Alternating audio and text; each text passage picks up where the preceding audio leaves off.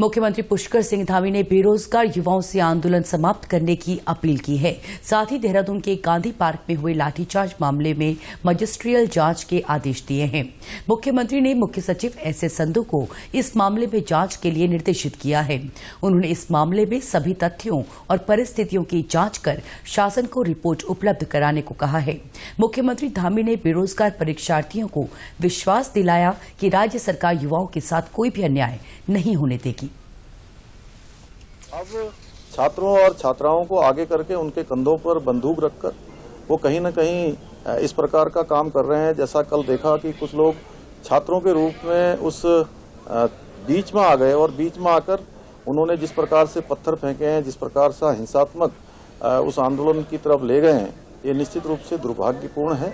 और ऐसे लोग जो अनावश्यक रूप से आए हैं, निश्चित रूप से हम उनके बारे में हमारा प्रशासन देखेगा कि ये कौन लोग हैं।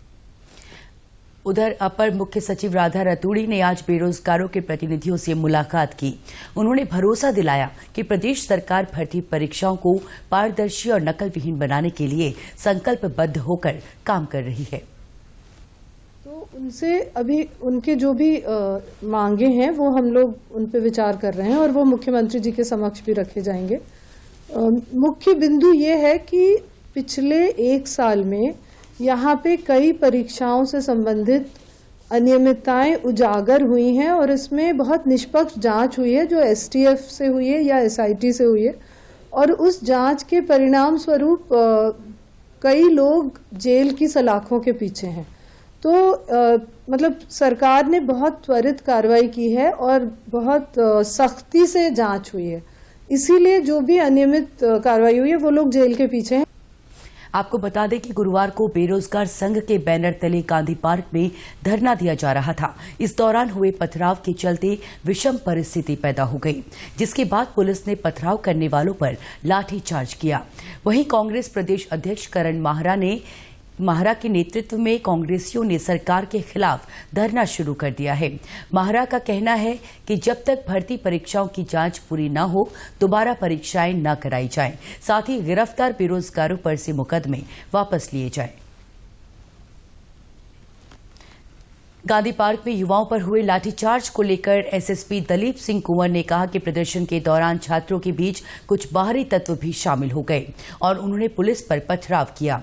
इससे पुलिस और आम लोगों के वाहन और दुकानें क्षतिग्रस्त हुई। पुलिस और प्रशासन के अधिकारी कर्मचारी भी घायल हो गए। एसएसपी ने कहा कि सीसीटीवी फुटेज खंगालकर इन बाहरी तत्वों की पहचान की जा रही है। सभी आरोपियों के खिलाफ कानूनी कार्रवाई की जाएगी।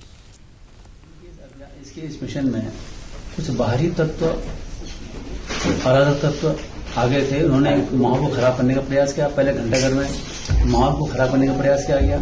उसके बाद जो है गांधी पार्क के सामने भी पुलिस के ऊपर पथराव किया गया और आसपास के दुकानों को नुकसान पहुंचाया गया, सरकारी वाहनों को नुकसान पहुंचाया गया। पुलिस के हमारे अधिकारी कर्मचारी इसमें घायल हैं, चोट लगी है। कुछ मजिस्ट्रेट साहिबान भी जो है कोई भी चोट लगी है और इन सब के चलते फिर हल्का फुल्का बल प्रयोग किया गया है।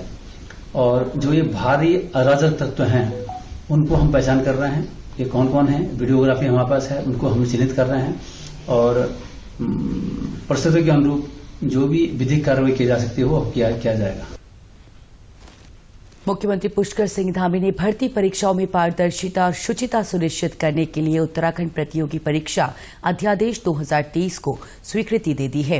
अध्यादेश के मुताबिक अगर कोई व्यक्ति संगठित रूप से परीक्षा कराने वाली संस्था के साथ षड्यंत्र करता है तो आजीवन कारावास तक की सजा और 10 करोड़ रुपए तक के जुर्माने का प्रावधान किया गया है।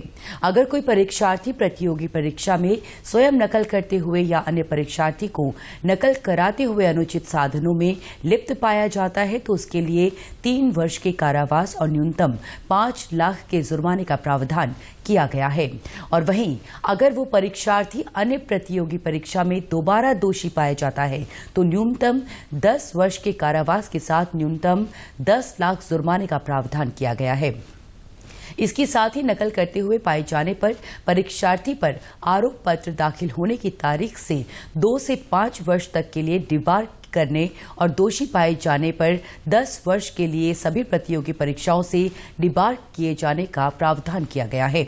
इस अधिनियम के तहत दर्ज मामला संज्ञेय अपराध की श्रेणी में आएगा, जो गैर जमानती होगा। मुख्यमंत्री धामी ने कहा कि सरकार छात्र छात्राओं के हितों के साथ समझौता नहीं करेगी।